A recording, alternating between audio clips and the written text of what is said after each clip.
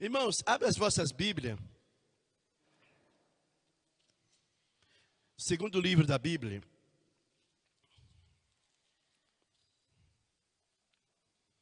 Glorificado seja o nome do Senhor.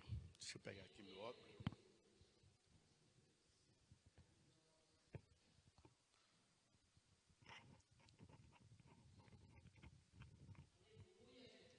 Livro de Êxodo, capítulo 16. Glória a Deus.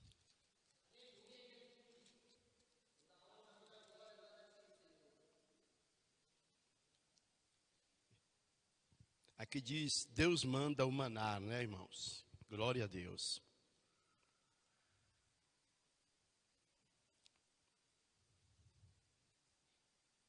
O livro de Êxodo é o segundo livro da Bíblia Sagrada, significado saída, né? Glória a Deus, para nós estar aqui meditando na palavra do Senhor. O livro de Êxodo, capítulo 16.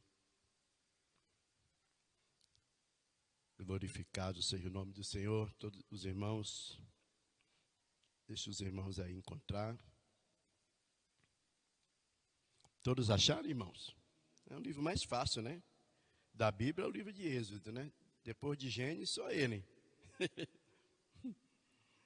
Glória a Deus. Vamos ler aqui, irmãos, no capítulo 2 em diante, amém? Toda a congregação dos filhos de Israel murmurou contra Moisés e Arão. No deserto disseram-lhe: os filhos de Israel. Toda a congregação dos filhos de Israel murmurou contra Moisés e Arão no deserto e disseram: os filhos de Israel, quem nos dera, tivemos morrido pela mão do Senhor lá na terra do Egito, quando estávamos sentados junto às panelas de carne. Comamos pão e fartamos, pois, e nos trouxeste a este deserto, para matar-te de fome toda esta multidão. E então disse o Senhor a Moisés: eis que vós farei chover do céu pão, e o povo sairá e colherá diariamente a porção para cada dia, e para que eu ponha à prova se andam na minha lei. Pode assentar, irmãos.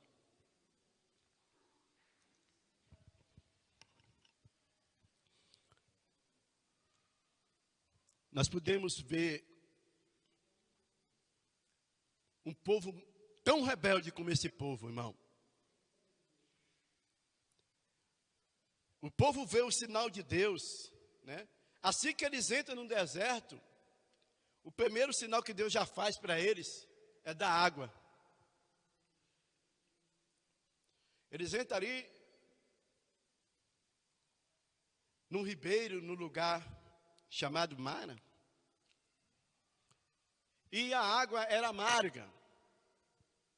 Imediatamente eles começaram a murmurar.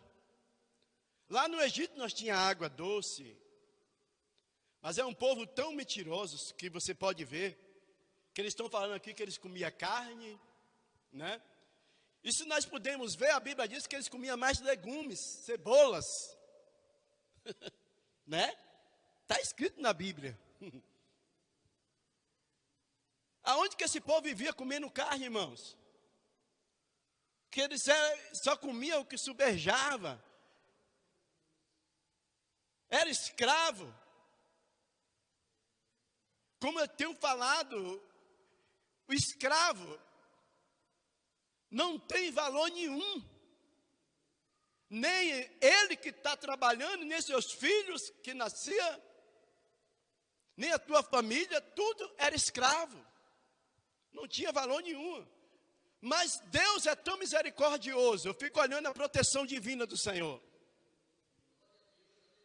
Envia um libertador para libertar este povo, que foi falado não sei quantos mil anos atrás para Abraão, que o povo ia ser abençoado no tempo de José, que Deus ia prosperar, mas ia chegar um tempo que ia ter uma sequidão sobre o teu povo, o povo ia sofrer, o povo ia se escravizar, mas depois Deus ia resgatar.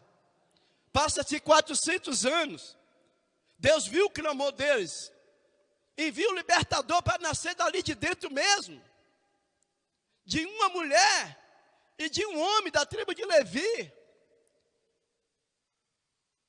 E dali nasce Moisés, da linhagem hebreia, e cresce no palácio. Depois Deus tira ele e leva para o deserto. Depois ele volta agora como pastor de ovelha para cumprir a missão. Deus arranca aquele povo de lá com o braço forte, dá os sinais que todo mundo já conhece. Abre o mar vermelho e ele passa, vê o sinal de Deus. Moisés escreve o livro, agradecendo a Deus que vai ser cantado no céu, pela beneficência que Deus fez pelo povo de Israel. E é um povo que começa a murmurar, antes de ver a bênção mais profunda lá na frente, né? Lá no Egito nós tinha água, lá no Egito nós tinha carne, nós tinha comida, nós tinha bebida. Eles têm que contemplar, pastor, o sinal que Deus fez sobre a água no Egito, pela mão forte do Senhor. Deus fez a água se transformar em sangue. Só eles tinham água pura para beber. Deus mandou, aleluia, a trevas no Egito. Só eles tinham luz. Todos os animais foram mortos, mas aonde eles criavam os teus, nada tocou. Os teus primogênitos foi tudo morto, mas os primogênitos dos hebreus estavam vivos pelo sacrifício que Deus mandou fazer. E o mais importante ainda, é quando Deus abre aquele mar para aquele povo passar. Que Deus manda Moisés tocar. Por que exclama a mim, Moisés? Toca nas águas. E o mar vai se abrir. O mar se abre, o povo passa em terra seca. Eu não sei como é que aquele povo passava, se eles passavam já olhando para trás ainda com medo, mas eu sei que o mar foi aberto. Passou o mar, Deus fecha novamente, e os egípcios que perseguiam eles para tirar as vidas dele, morrem. E eles passam e cantam o hino da vitória. Passa o deserto, falta água. O povo murmura. Deus mostra para Moisés uma árvore. Moisés vai lá e corta a árvore, toca na água e a água fica doce. E o povo começa a beber água doce. Não está bom ainda. Deus então fala com Moisés, porque o povo começa a murmurar de novo. Então Deus manda o maná. Este maná vai seguir eles até chegar em Canaã. Quando chegar em Canaã não precisa mais maná, porque lá em Canaã eles vão ter que plantar e colher e comer daqueles que eles vão plantar. Mas enquanto eles estiverem no deserto, Deus vai mandar o maná para eles. Mas Deus deixa uma ordem para eles. Moisés fala para eles que só para eles colher o maná, só para eles comer durante o dia e a noite. Não pegue mais do que isso, a cada família. E eles começam a pegar muito maná. E enchem as suas casas de maná. E não dá tempo para comer o maná. No outro dia o maná estava todo estragado. Bicho, virou bicho. Porque já começa a desobedecer a palavra do Senhor. E Deus fala com Moisés. Eu não falei para eles pegar só o necessário durante os primeiros dias da semana? Porque eles me desobedeceu. Aí então Moisés fala com o povo. Deus não mandou vocês pregar só o necessário? Só na sexta-feira que vocês vão ter que pegar bastante maná, que é para você se abastecer no sábado, porque o sábado, ninguém trabalha, o sábado é o descanso. Mas durante os dias, só para pegar o necessário. E quando foi no 7º dia, tiveram gente que ainda foi procurar maná, mas não acharam. Porque Deus no sábado não mandou maná. Só até sexta-feira maná descia do céu e eles comiam e bebiam. Demorado pouco tempo, eles começaram a murmurar. Só comer maná. Lá no Egito nós comia carne, nós comia isso, nós comia aquilo, Moisés. Nós estamos enjoados de comer tanto maná. Meu Deus. Aí Deus chama Moisés. Moisés, fala para este povo que eles vão comer tanta carne que vai sair até pelo nariz deles. Eu já sabia.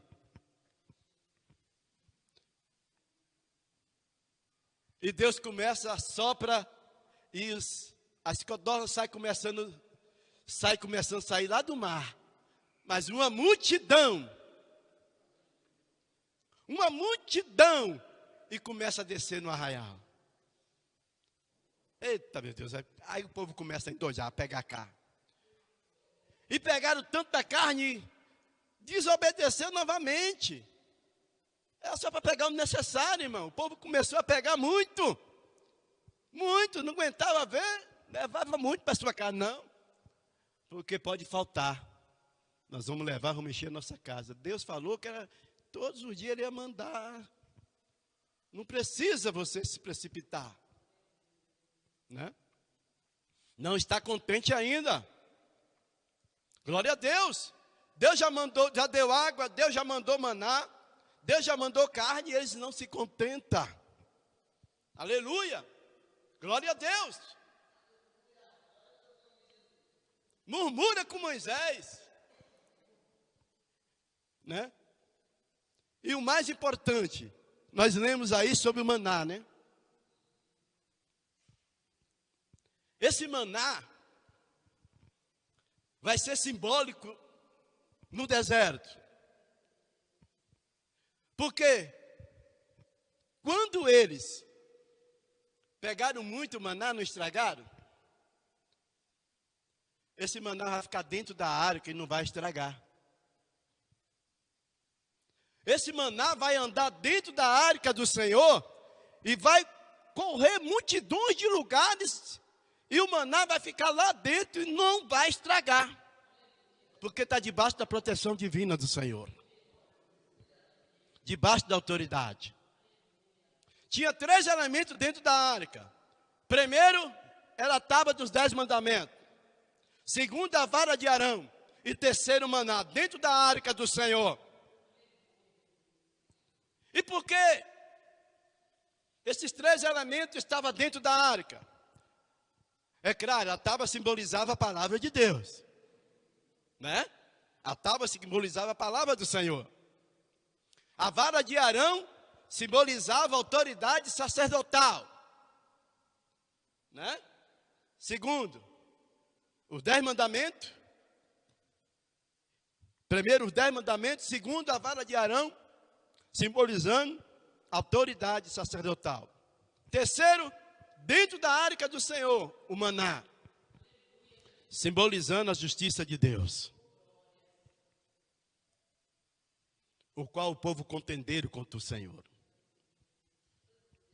Mas tem uma coisa importante, que eu comecei a meditar, como o povo era desobediente ali no deserto, mas a proteção divina do Senhor estava sobre a vida deles. Irmãos, eu comecei a meditar, mas como é que esse povo fez essa arca? Porque Deus não vê o homem como o homem vê. Deus vê lá na frente. Irmão, imagine só, aonde que no deserto vai ter muito ouro e vai ter muita prata? Quando o povo sai do Egito, Deus dá uma ordem, fala para Faraó, que todo ouro, toda prata, é para dar para o meu povo. É por todo o tempo que eles trabalharam lá debaixo da servidão, é como pagamento para eles. Todo o ouro e toda a prata eles vão levar. E todos os vestidos finos do Egito, depois você vai entender. O povo com medo, desesperado. Eles pegavam os melhores vestidos finos, né, do Egito, de púrpura, as coisas boas, e começava a dar ao povo. Todo o ouro deles, as pratas, não, esse povo tem que sair, porque esse povo, se ele estiver aqui, nós vamos morrer aqui. E o povo sai de lá com bastante ouro, com bastante prata, e vestes finas, de linho, coisas maravilhosas. E o povo sai carregado. Porque os pensamentos deles, que eles iam, era para a terra de Canaã. E eles iam usar esse ouro e essa prata, essas vestes lá na terra de Canaã. Mas só que esse povo que estava levando esse ouro e essa prata não entraram na terra. Você sabe para que serviu esse ouro e essa prata?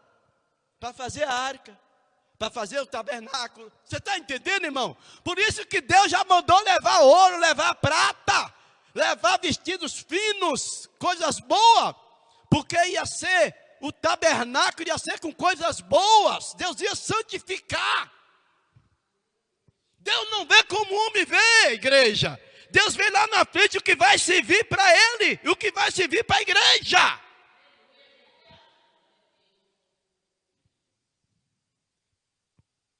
E Deus manda fazer a arca. Mas no deserto não tem carpintaria. Mas no povo hebreu tinha carpinteiro, tinha jornaleiro. Mas não jornaleiro, não carpinteiro, que tiveram faculdade, que tiveram curso, que fizeram isso, aprenderam lá no Egito a trabalhar com joias, a fazer joalheiro do rei. Foi tudo para o deserto. E é esse que Deus vai mandar, vai preparar, vai santificar ele, para ele fazer a arca do Senhor. Porque não é qualquer um, não. E Deus escolheu 2 para começar a fazer a arca do Senhor. Justamente aqueles que trabalhavam com ouro e com prata, que era o jornaleiro do rei, que fazia joias. Um da tribo de Judá e o outro da tribo de Dan. Por que Deus escolheu Judá? Porque é de Judá que vai sair rei. E por que Deus escolheu Dan? É uma tribo menor, mas Deus vai fazer grande. Você está entendendo como Deus trabalha?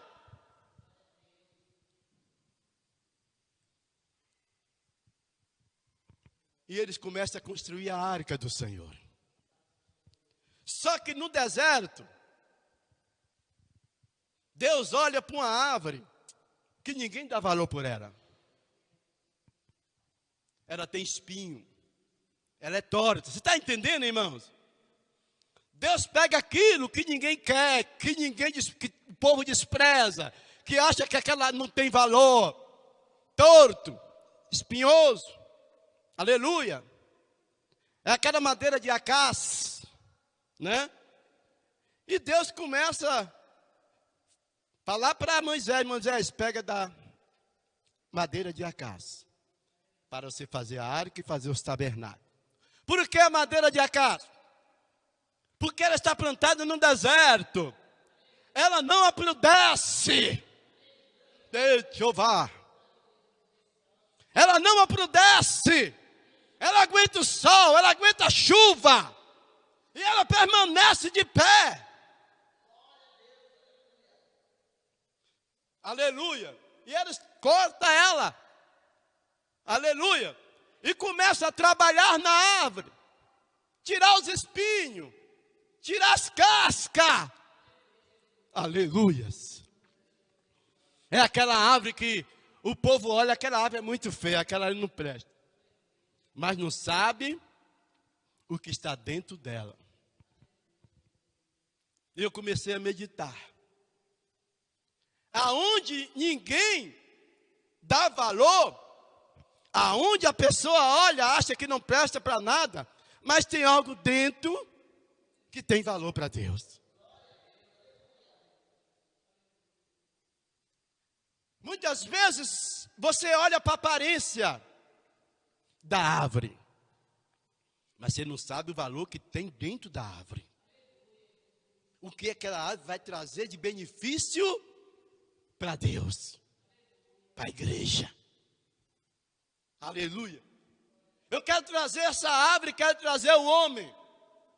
Que Deus também faz isso com o homem. Deus pega um cachaceiro, pega um maconheiro, Deus pega uma prostituta, Deus pega, aleluia, aquela que não presta, aquele que não presta, e transforma. Tira toda a rapina, limpa, tira tudo que não presta, aleluia. E o mais importante, que Deus vê, aquele que a pessoa não vê, é o coração. O coração. E dentro daquela árvore tinha coisa boa. Porque aquela madeira era uma madeira que servia para fogo. Era uma madeira melhor que tinha para fogo. E eu quero dizer que você, Deus olhou e sabia que nós ia ter fogo. Porque Deus não está olhando beleza, nem formosura de homem, nem de mulher. Deus olha para nós, o que nós vamos ser lá na frente. O que você vai fruir para Deus, o que você vai dar para Deus. Aleluia. Se realmente essa árvore é boa de fogo, é boa para receber o Espírito Santo. Aleluia. E tem árvore que é bonita, é linda, mas não serve para nada. Tem árvore que é bonita, mas não serve para nada. A primeira coisa que o cupim vê, já come, estraga tudo. Mas a madeira de acácia, o cupim fugia dela. Porque ali eu não vou, porque ali eu não consigo entrar nela não. Ela é muito forte, ela é muito boa. Glória a Jesus. E pegava a madeira torta e começaram a trabalhar nela. E Deus falou para Moisés: dessa árvore torta, vou eu fazer carpinteiro para deixar ela toda certinha, porque é dessa aí que vai fazer a minha arca. Igreja, era centímetro por centímetro para fazer a arca do Senhor, não podia errar nada. E aquela árvore vai ser feita de madeira, mas vai ser cupida de ouro puro, batido. Olha aí, igreja do Senhor. A arca era feita de madeira, mas cupida de ouro. Os querubins, tudo feito de ouro. A tampa da arca de ouro. Aleluia. Glória a Deus. Por que o ouro? Por que a madeira? Aleluia. Porque tem que ter madeira. Sem ter madeira não tem fogo. E para eles começar a fazer a arca, Moisés teve que orar por eles. E a Bíblia chega a dizer que eles foram cheios do Espírito Santo de Deus para começar a fazer a arca, para tocar naquilo que é santo, para aquilo que vai ser a presença do Senhor no deserto. Aleluia. E eu quero dizer, é isso que Deus faz com nós. Deus nos limpa, nos purifica e derrama o Espírito Santo, a graça dele sobre nós.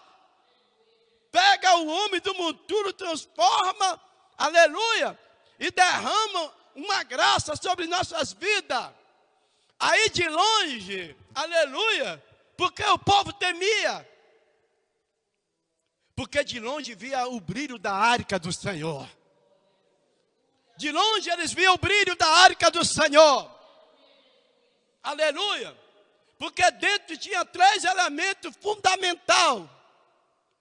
Mas por fora tinha um ouro, que quando o sol batia, brilhava sobre todo o povo que estava ali. Olha como Deus sabe trabalhar a igreja. Como Deus sabe trabalhar. Então o povo de Israel era conhecido.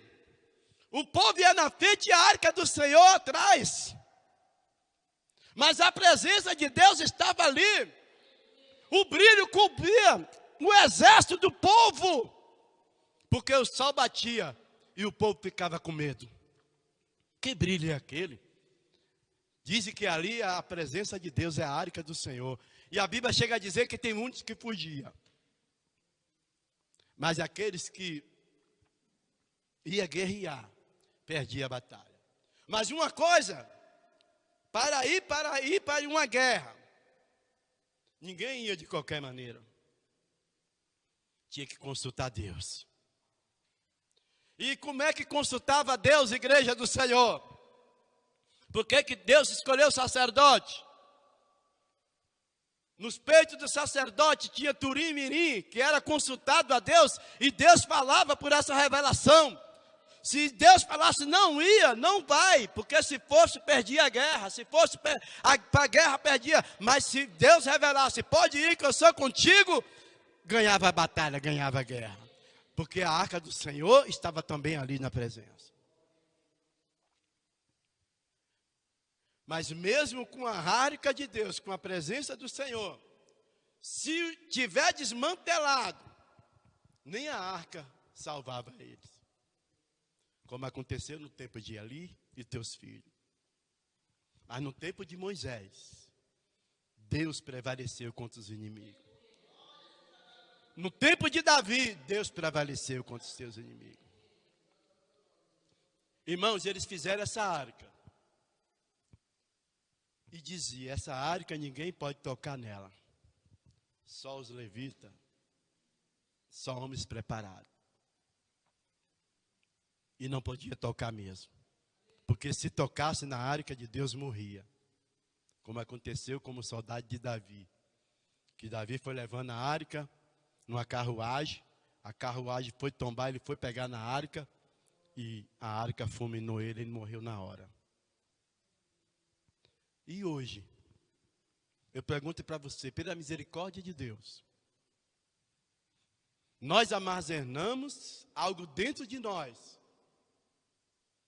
através de Jesus Cristo, que é mais poderoso do que a arca.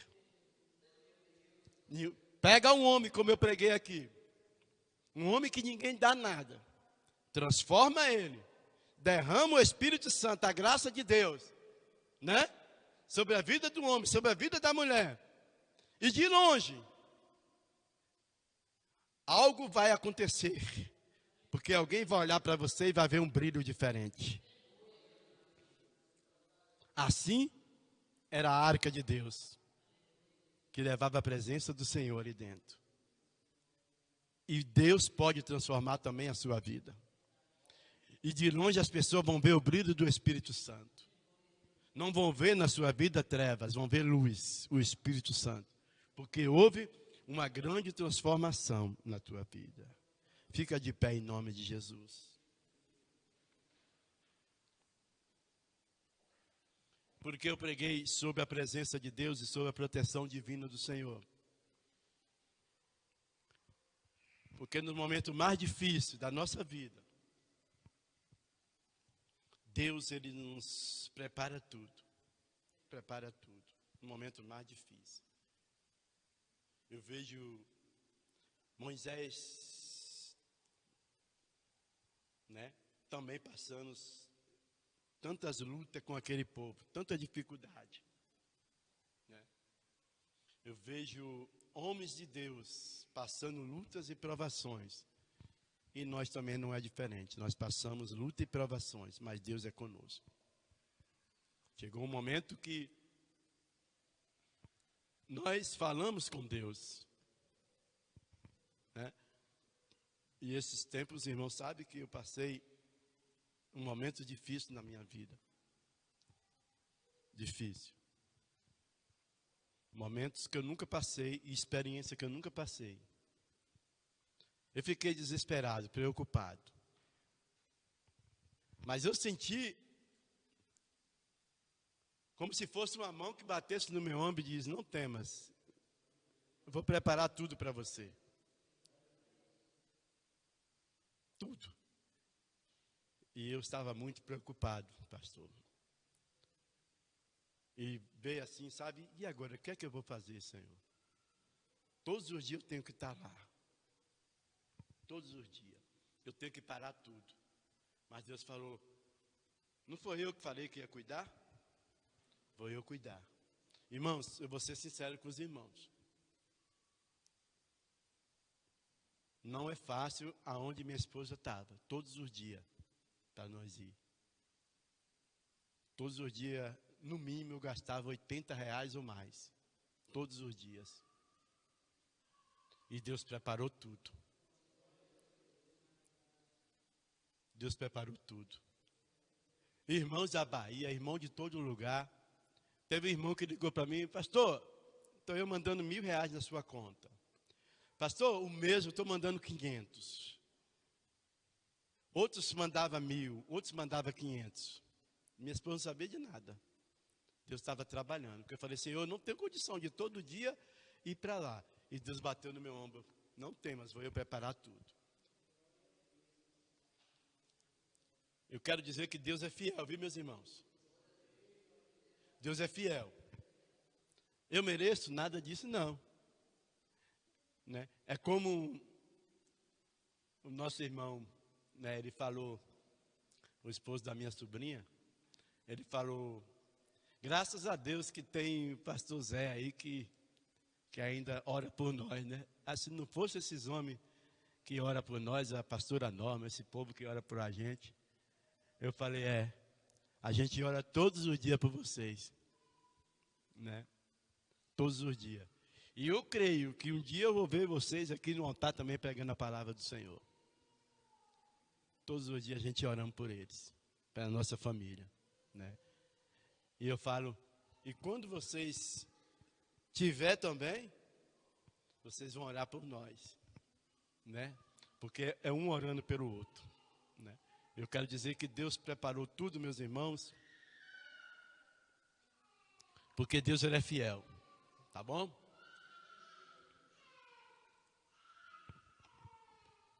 Porque se dependesse da nossa pessoa, né, nós não teria condição, né? Não teria condição, mas Deus, ele é fiel. Essas duas filhas minhas aí, abençoadas, né, pegou seguro comigo, nós três, né? Pastor aí do nosso lado nos ajudando, orando, crendo, né? Não, irmão, ela vai sair de lá curada e restaurada. Irmãos, sempre tem que ter uma mão para nos ajudar. Sempre tem que ter. E com um amigo, é na hora que você precisa dele, é a hora que ele tem que estar junto com você. Não é na hora que você precisa dele, ele foge, não. Ele está ali junto com você, né? E eu quero dizer que o pastor esteve com nós aí, firme, junto com a gente. Foi lá no hospital, voltou, orou pelo povo e firme conosco aí, amém? E meus parentes tudo orando, tudo aí nos apoiando, né? Pastora Norma, toda a Geisa, todo mundo aí, a Daiane, minhas sobrinhas, tudo na mesma fiação até, né? Tudo orando, nós vamos orar. Eu orava, ligava para elas, falou: nós estamos orando. Então, quer dizer que foi uma corrente de oração muito forte. Todo dia uma irmã da Bahia, não, ligava para mim: pastor, levanta para nós orar. 3 horas da manhã. Ela ligava para mim: pastor, levanta para nós orar. Aí eu levantava e nós ia orar. 3 horas da manhã. Falei: pastor, né? Uma irmãzinha abençoada. Todo dia. 3 horas da manhã, vamos orar, irmã. Aí nós levantava e orava. Olha aí a providência de Deus, né?